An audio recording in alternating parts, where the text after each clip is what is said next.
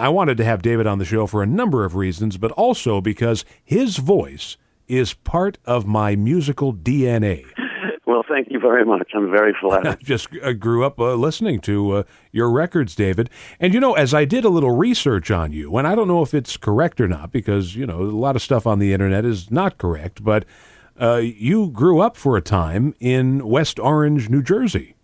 Your research is correct. I grew up, my first 5 years was in Manhattan, and then my parents got divorced. My mom and dad were divorced, and my mom, who grew up in West Orange, my grandparents were there, and I went to grammar school, went to kindergarten, and up until the 5th grade in West Orange, and I have very fond memories of it. My mom, who was an actress, spent a lot of time on the road. She was someone who did her best to take care of my grandparents and myself, and yeah, I went to the same grammar school that she went to, and I have really great, fond memories of that. My grandparents were wonderful, loving people, and a lot of my early musical background came from them.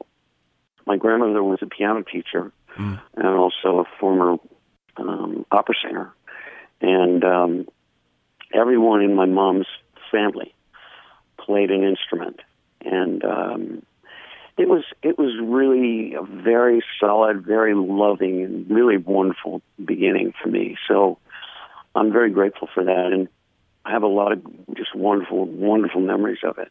So music is definitely in your genes. I would say so. Yeah.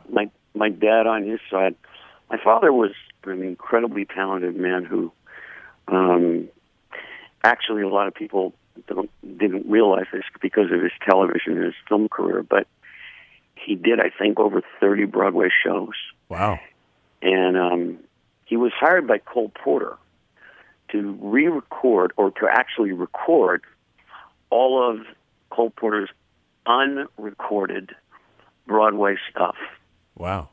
And he was the male vocalist. And he was just a very, very, very gifted singer. He was an absolute, Irish tenor. And I'm very proud of the fact that he gave me a lot of inspiration.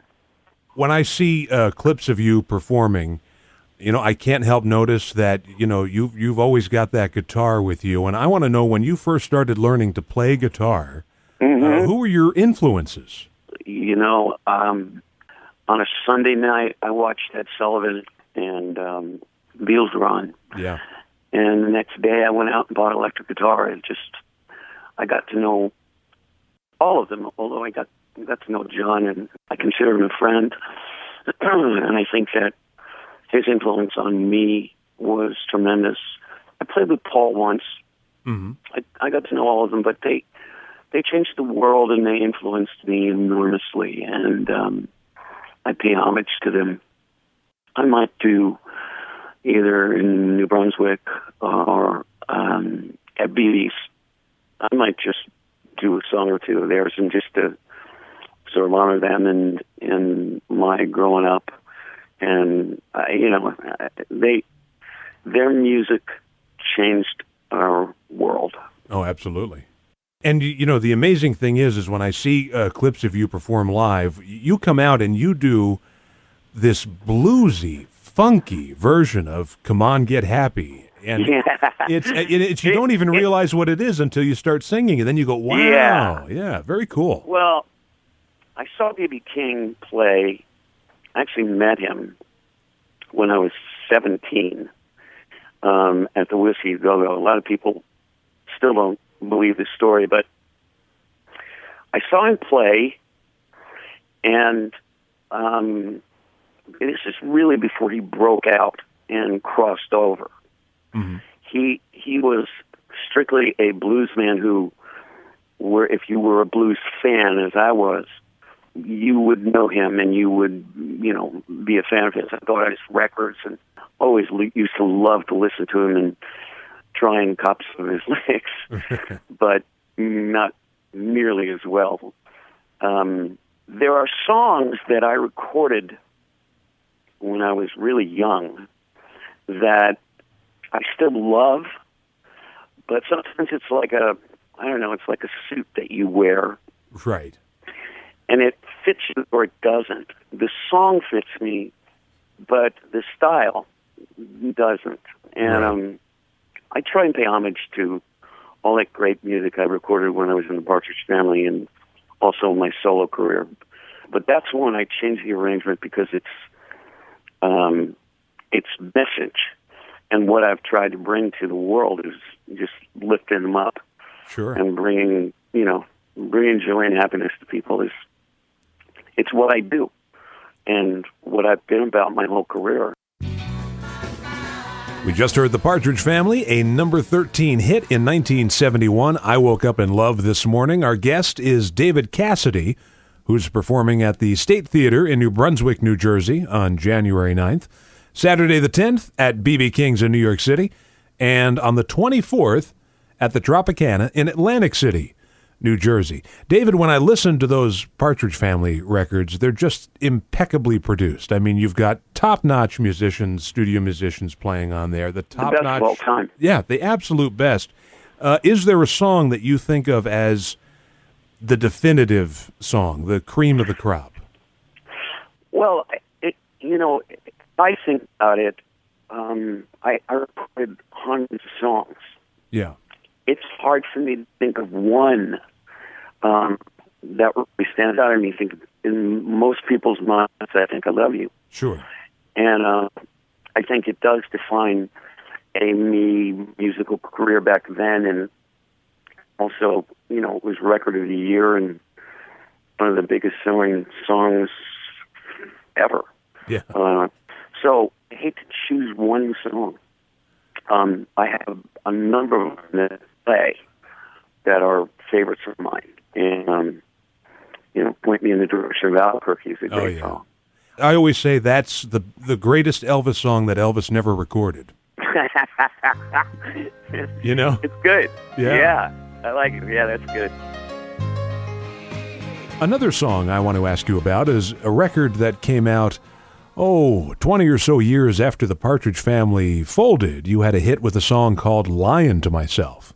Yeah, it's funny because I go back and revisit it sometimes, and I've done it a couple of different ways. It's indicative of the early 90s. Yeah.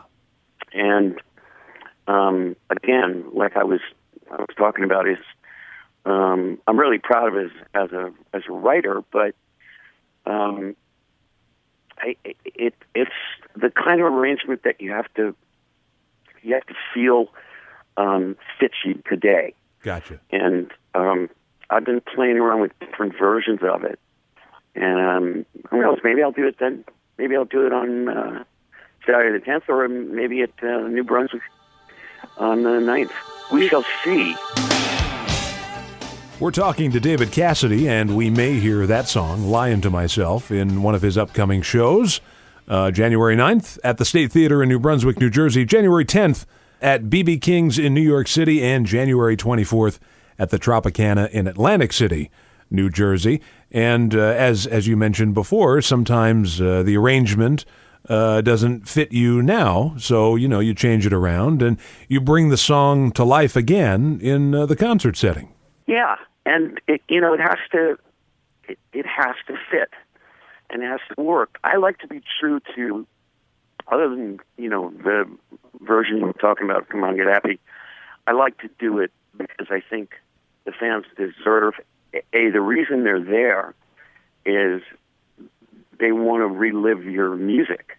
Right. Every artist you go and see, you don't want them to do material that you don't know that they recorded. You don't want to see an artist go, well, I'm not going to do any of my hits. Right. What I'm going to do is a new album. Right. And the audience sits there and they're crickets.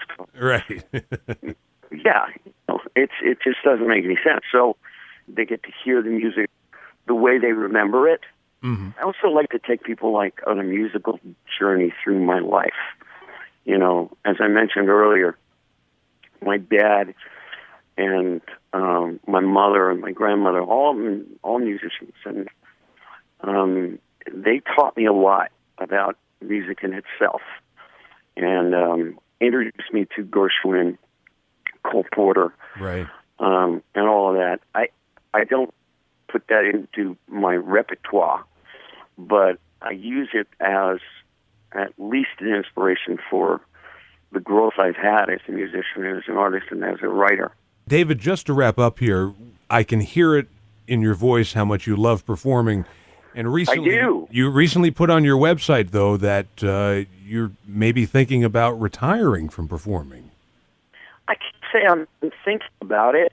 It's something that people ask me about it all the time. And, I've had a lot of physical issues that I have a very bad back and I have arthritis, but I still love to play.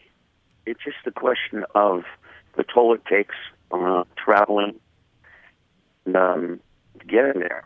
Yeah. I don't know how long I'm going to be doing it, but as long as I'm enjoying it and I can deal with it, I'm going to do it.